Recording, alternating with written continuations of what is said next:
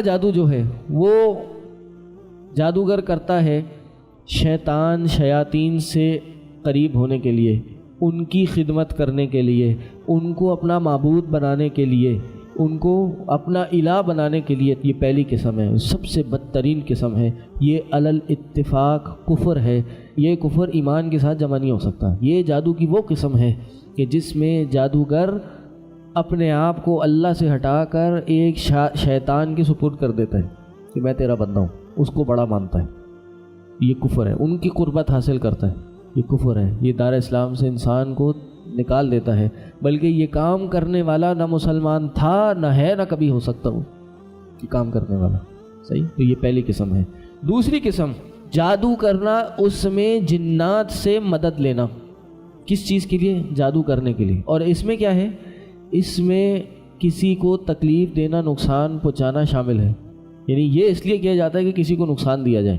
تیسری قسم جادو کیا جاتا ہے دواؤں کے ذریعے، کچھ کھانے پینے کی چیزیں ملا کر یا کوئی کیمیکلز ملا کر کھانے میں ڈال دیں یا پانی یا جوس میں ڈال دیں اور وہ انسان کو پلا دیا جائے۔ تو یہ اگر تو کسی کے فائدے کے لیے کیا جا رہا ہے تو یہ تو عام دوائی ہے، یہ صحیح ہے۔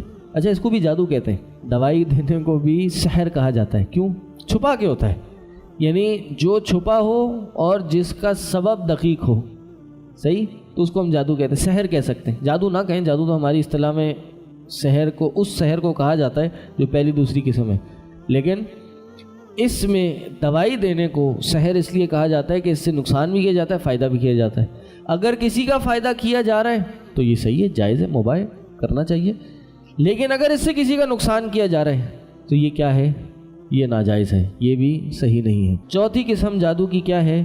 انسان کے ذہن سے خیال میں کوئی چیز ڈال دی جائے، کسی چیز کی حقیقت نہیں تبدیل کی جائے، بدن اور جسم پہ اثر نہ ہو بلکہ ذہن پہ، خیال میں اس کے کوئی چیز کریٹ کر دی جائے۔ قرآن میں جو موسیٰ علیہ السلام کے سامنے جادوگر تھے وہ حقیقت میں جادوگر نہیں تھے، یا ان کا جادو حقیقی جادو نہیں تھا، انہوں نے کوئی حقیقت نہیں تبدیل کی تھی، انہوں نے اپنی رسیوں کو سانپ بنا لیا تھا۔ تو وہ جو سانپ بنے نہیں تھے حقیقت میں، وہ لوگوں کی نظروں میں سانپ بن گئے تھے، انہوں نے لوگوں کے خیال سے کھیلا تھا، کوئی ٹرک اپنائی تھی جس کی وجہ سے لوگوں کے ذہن میں یہ خیال آ گیا کہ یہ جو ہیں یہ رسیاں نہیں ہیں بلکہ یہ سانپ ہیں۔ تو یہ خیال تھا۔ قرآن نے اس کو ایسے بیان کیا، فَلَمَّا أَلْقَوْا سَحَرُوا أَعْيُنَ النَّاسِ، جب انہوں نے اپنی یہ لسیاں پھینکی، سحروا، تو انہوں نے جادو کیا، اور کیا کیا؟ اعین الناس، ان کی لوگوں کی آنکھوں سے کھیلا، لوگوں کی آنکھوں میں جادو کیا۔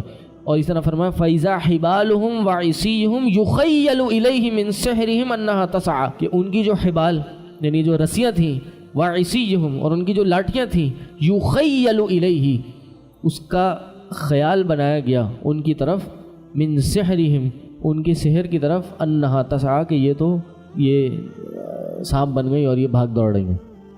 تو یہ کیا تھا؟ خیال سے، دماغ سے کھیلا گیا تھا، ٹرکس تھیں یہ۔ ذہن میں تصور ایسا پیدا کرایا یا ذہن سے ایسے کھیلا کہ اس کی حقیقت آپ کو الگ لگی، تو یہ بھی جائز نہیں ہے، یہ بھی نہیں کیا جا سکتا۔